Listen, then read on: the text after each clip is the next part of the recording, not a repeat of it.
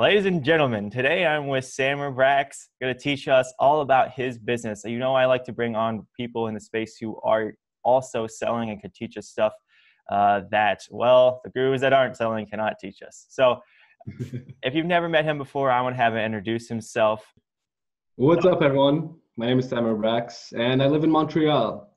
And while you are in California right now, I'm freezing in Montreal. It's 70 degrees Fahrenheit, my friend. I don't know what that is, but it's much better than here. Well, yeah, probably about 40 warmer than there. So my first question to you is, how do you sell on Amazon from Canada? It's very simple, especially for Canadians. Because when you open a Canadian account on Amazon as a seller, you also have access to the US and to Mexico. So I started selling in Canada as in retail arbitrage. So I went to Walmart, bought some stuff, went to Dollarama. If anyone's watching from Canada, they know what that is. I bought some stuff, I sent them to Amazon, and then that's when I was like, whoa, this works, this is real. So then I decided to private label, and I thought, should I do Canada or the US? The US just made more sense. There's a lot more volume, and living here, I see that people don't buy as much. And the population is tiny compared to the US. So the only thing that I had to do, and not even had to do, but I did, and it was positive for me, is get a US-based bank account. So you've got your business in Canada, and then you've got a bank account in the US. Yeah. Okay, perfect. So with that, let's move on to introduce yourself a little bit. Like, I'm the first time ever seeing you on this channel because I'm sure some people are. And then we're going to talk about this new brand that you're launching because it's in depth. There's a lot of stuff to it, and I want to hear how it's going. It's a bit too in depth for me as well, but yeah. So I started Amazon in, I think it was 2 years ago. I'm so bad with dates. Like, we're 2018 now. I think it was beginning of 2017. So I was looking for a job, and for exactly 1 year, I couldn't find anything. So September 2016 to September 2017, I was unemployed. And that's when I started doing some reselling. That's what, like, at one point I'm like, yo, I need to do something. I need to make some money somehow. So I discovered FBA. And between those 2 years or that 1 year, I started selling on Amazon, some arbitrage a bit, and then I moved to private label. So I started Amazon and it got me a job. But then I quit my job. Oh yeah, when I quit my job, man, that second month I made about 3K total. But I was like, if I have to, I will go arbitrage for every day, man, to get out of this job. Exactly what I thought. I thought I'd quit now. I got rid of my car. I started eating less and eating from cheap places. And then I thought I can just freelance like PPC work or anything like that. So the biggest problem that I have personally on Amazon is finding suppliers that don't suck and that are actually honest and will do the work and give me samples that actually end up in my process. And the samples were good. And then you go to get the inspection and it's like, and now you're months down the rabbit hole in the wrong direction. So what's your strategy? Teach me like I'm brand new, man. All right. So I actually haven't had this problem, maybe because my vetting, the way I vet suppliers is different. I send emails. My emails are very specific and very long. And I create a template where I have, let's say, 10 to 15 questions.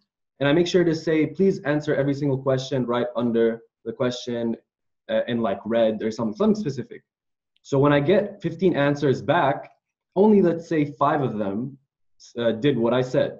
And then I start talking to the 5 that did what I said. And then just from the way they talk, are they good with English? Are they nice? Are they friendly? Are they willing to help or add things to the product? And then I get the samples and then I see how each one went and just the whole negotiation process.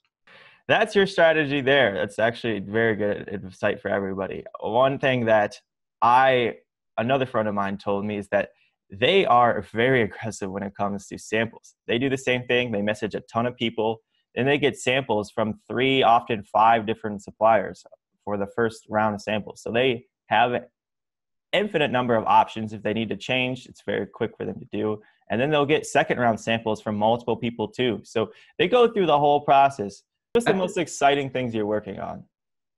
So what I'm doing now is I have all the branding down. I did all the graphic design, all the photos, all the idea, the concepts. That's what I've been working on for the past month or 2. And I started a Facebook group, and now I'm getting people into it. And it's been so hard because like I I could tell my friends to join it, and that's like the easiest way to start. But at the same time, I have YouTube, so I'm trying to keep it a secret. You know the way it goes with Amazon FBA, like you don't share I what you know how sell. the secret works. So People get pissed off about this in the comments. yeah, I'm like, you want 20,000 people to know what the hell I sell? No. and it's happened to other people where the market gets way too saturated, and within a month, when someone finds out what a good product is. Yeah, it does happen. But yeah, now I'm figuring out ads, Facebook ads, to build an audience, not to sell the product. So that's my goal with the first round of ads, and it's been super hard. I'm spending so much money and getting nothing. Not nothing, but not like you'd expect. Okay, let's ask some of the good questions. What's the biggest mistake that people make in this platform? With Amazon, Yeah. the biggest mistake is probably not differentiating enough or at all. Like you could get into competitive markets or to bad markets, but you have to at least differentiate and stand out in some way, even if it's just a different color. So yeah, differentiating is like step one. It's the most important thing. I agree. We just had one guy, oh my gosh, this is gonna blow your mind. He bought 2,000 units of his product. It is a toy product. It is the Q4. He sold all 2,000 in 6 days. $40,000 worth of stuff, brand new product launch. And people are like, wow, man, how am I going to launch this product? I need to do giveaways and blah, blah, blah. I'm like, if your product's an awesome, you don't need to do any of that. This guy did it. This guy sold 35 units in an hour and a half on launch. I've had a similar scenario with my product where I launched it with obviously 0 reviews, but it was different in a very tiny way. Like everyone else had the feature that I have, but no one showed it on the main image. So I showed it very clearly. And then with 0 reviews, I did over $3,000 in sales just because they wanted mine over someone else's. Exactly. Now, if your product doesn't take off like this, don't think you can't get it selling. Okay. We'll put a link to my product that failed the first month. You guys have probably seen it and how we fixed that. Let's talk about that. People reach out to me and some are really worried about this business failing. And what do you think is the reality of that situation with where Amazon's at? What's it look like when something just doesn't go right on Amazon? So I have a friend that sells on Amazon, and he's my best friend. So I've known him for a long time, and he just saw me do it, and he's a quick learner. So I just told him like, do this and that, and then that's how you sell. And he started selling, and he's an engineer, so he does it on the side. And he doesn't launch aggressively. He doesn't do anything crazy. He just takes it easy and launches a product and lets it go. And his products don't start selling properly until 4 months on average. So if people can wait, it can probably do well, especially if it's different. I agree. Try literally everything you can. But so usually I'd say the worst case scenario is that you just break even. If you've differentiated your product at all, usually I see that being the worst case scenario. Okay. The only place where I don't want to hear your opinion on this, where you just you just actually just straight up lose money is when your product is 0 differentiation and launch in one of those markets that you go on JumpSend and everybody's on JumpSend giving away this product. I mean, we can say what product that is. So great. Gold rim cups, don't do them. Okay. Baby diaper caddies, don't do those. Belt letterboard. Letterboard. Oh my gosh. What was the other one? Some other type Anything of with the word grill in it. Not only do they not differentiate, they entered one of the top 5 worst markets on Amazon to enter. I actually have a video called Worst Products to Sell, and these are part of them. Perfect. Worst products to sell. Let's talk about the best products to sell. What are you selling? So what's your launch strategy? Oh, my launch strategy is obviously the focus is on the differentiation, so we don't have to do much launch strategy. But then what worked super well on my last product was just I put it up there, and then I ended up dropping the price to where it was like break even.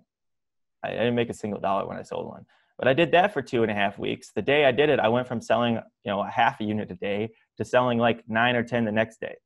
So instantly sales went through the roof and it kept getting better. And then all of a sudden I'm on page 1 and I have reviews, and then I continue to sell after I've almost doubled my price, right? It was at $10 then and it's at $19 now.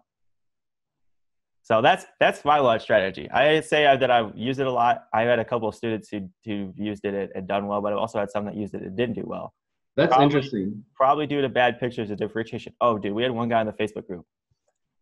This guy was selling 1 unit a day, every day, based on PPC. Lowered his price to where he was making $2, and 3 days later, you sold 2 days later, you sold 20 units. And I'm like, I know you're not making. I know you made $40, but he's gonna get ranked very fast when he's selling 20 units a day compared to one. I So actually, I need to follow up with him. I actually usually say to not do that. Really? I go the opposite route. I You raise go my higher price. price? I Yeah. tried raising my price. It just I did right. The lesson here is that something different things work in different situations. Yeah. My And that, first product was, if you take everything that people say not to do, I did all of those things. And that's why I did so well. Well, my launch strategy now for this one is to get a bunch of people into one place that are excited about the product, and to not talk about the product too much, but to talk about the experience and the brand itself and like the niche. So, but the struggle is, how do you get these people and how do you put them in one place? And so far, we've been going to Facebook groups and like just networking there in that category. Networking, getting people to know our name, and then just like how I grew my YouTube channel, I just started by networking with people. And then people knew my name, they started coming to me with questions, and then I started getting the same exact question over and over again. And I'm like, hey, I'll just put it in a video to answer it once. And that's how my first video, like how I started my first videos, and how I started my channel, not with 0 subscribers, but with a few hundred. So I'm trying to replicate that for the Amazon side of things and trying to grow that base audience so that I can then sell them products. So the point of it is to either get their emails or their ManyChat, and then to retarget whoever watched most of the video. Because the whole game of Facebook ads, what I'm discovering is retargeting. Why do some of these guys' YouTube ads work? Because we recognize their faces. So retargeting is the whole game of ads from what I've been seeing. So first ad is just to get to know. Second ad is retargeting those who've seen it. Third ad is either selling or like a good call to action. And that's what I'm trying to do. And then go hard on PPC. I'm going to run like 5 campaigns. 1 automatic campaign, just regular. 1 automatic with a tiny bid and a large budget. 3 manual with the same exact keywords, broad, phrase, and exact. And then, like, I don't know if you do that, but you spend a lot of money on it, but then you end up figuring out what works where, because you never know if it's going to work better in broad or phrase or exact. So that's my PPC strategy, and I'm going to do a lot of things. We'll see. Something has to work. this is the thing. Even though we have some experience, we're going to learn something every time we launch a new product. Yeah. Every True. time. Even the 7-figure sellers learn something new every single time. There's no doubt. Thanks, Sarah, for coming on the channel. If you want to see how Amazon FBA has changed his life, let's go that over here. If you guys want to see how my very first year on Amazon transpired and how did I even make any money, I'm going to put that right here. I'll see you guys in the next video.